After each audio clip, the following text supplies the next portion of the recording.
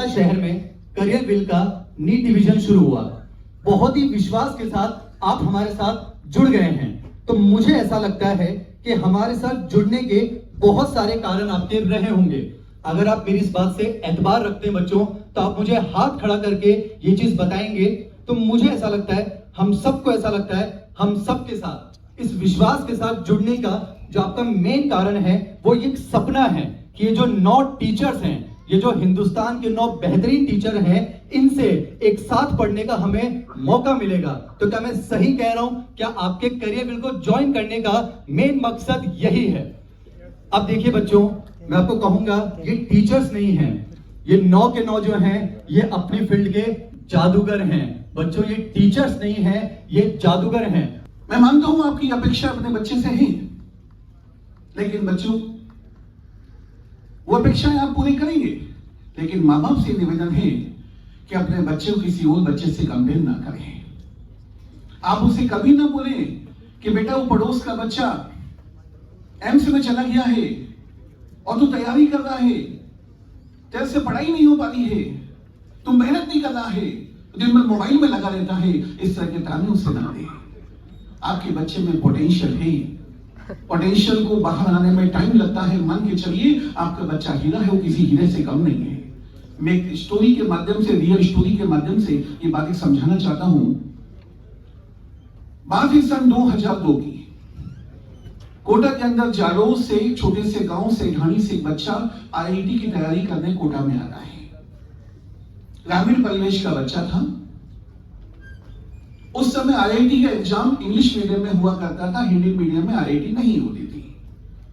बेचारा ग्रामीण परिवेश का बच्चा कोटा आता है, कोचिंग इंस्टीट्यूट में एडमिशन लेता है, सारी बुक्स इंग्लिश में, पूरी पढ़ाई इंग्लिश में, कुछ समझ नहीं आता। साल भर तक वो नोट्स बनाता रहता है, रिजल्ट आता है, सिलेक्शन नहीं होता है।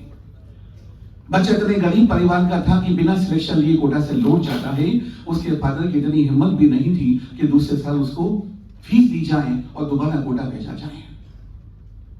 बच्चे ने डिसाइड किया कि गांव में रहकर मैं तैयारी करूंगा। दिन भर वो बच्चा अपने फादर के साथ खेत में काम करता था, हल जोतता था। रात के समय लालटेन की रोशनी के अंदर वो बच्चा पढ़ाई किया करता था। गांव में लाइट भी नहीं थी। सेकेंड टाइम जब उसने आईआईटी का एग्जाम दिया और आईआईटी का जब रिजल्ट आया तो उसे पता नहीं था कि क्या रिजल्ट आया है। राजस्थान पत्रिका और दैनिक भास्कर, ये जो बड़े लीडिंग न्यूज़पेपर हैं, उनकी टीम उसके गांव में पहुंचती है और जैसे ही उसकी जीप, पत्रिका की और भास्कर की जीप वगैरह उसके खेत में जाकर रुकती है, वो बच्चा उस समय अपने फादर के साथ खेत में हल जोतता था, सिर पे कपड़ा साफी बांधी हुई थी। उन्होंने कहा, साहब ये गांव में आपके डोंगर राम चौधरी कौन है?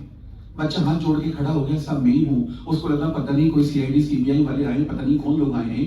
बोला, साहब कोई गलती हो गई? बोले, गलती नहीं हुई, आपने आईआईटी का एग्जाम टॉप किया है, ऑल इंडिया नंबर 1 है आप। किसी को पता नहीं था कि आईआईटी के अंदर एक गांव ढाणी का बच्चा टॉप कर रहा है। वो बच्चा कभी मेरिट में नहीं आया। वो बच्चा कभी किसी भी एग्जाम के अंदर उसने कोई टॉप नहीं किया। सपने देखना मत छोड़िए, क्योंकि सपना तभी टूटता है जब हम देखना बंद कर देते हैं। और आपका सपना अभी खत्म नहीं हुआ है, क्योंकि कुछ स्टूडेंट्स को ये लगता है कि हमने पढ़ाई बहुत करी लेकिन हमारा सिलेक्शन नहीं हो पा रहा है, या हमें टाइम बहुत लग रहा है, तो या उनके अंदर से ये आवाज आती है कि मैं इतनी पढ़ाई करता हूं या करती हूं फिर भी मेरा सिलेक्शन नहीं हुआ। तो बच्चों, एक चीज मैं कहना चाहूंगा कि असली जीत दूसरे खिलाड़ी को हराने में नहीं है। असली जीत अपने अंदर की उस आवाज को हराने में है जो आपसे ये रोज कहती है कि तुम पहले से ही हारे हुए हो। पर जितना भरोसा किया है, हम पूरी कोशिश करेंगे, उस भरोसे पर हम पूरा खरा उतरने की पूरी कोशिश करेंगे। डेफिनेटली हमारी जो टीम है वो अपना बेस्ट करेगी। डेफिनेटली आप हमें जानते हैं, सब चीजों को जानते हैं, पढ़ाने में सब एक से दिग्गज लोग हैं। हम लोग अपना बेस्ट करेंगे, सब बढ़िया होने वाला है।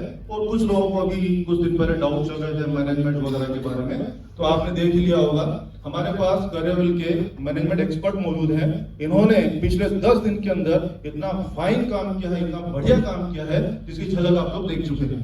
तो मुझे लगता है मैनेजमेंट का भी कहीं कोई इशू नहीं है, और ऑब्वियसली एकेडमिक का तो कोई इशू है ही नहीं है। तो देखिए, सबसे इंपॉर्टेंट बात एक ये भी आती है कि पहली बात रेस्पेक्ट वाली बात आती है।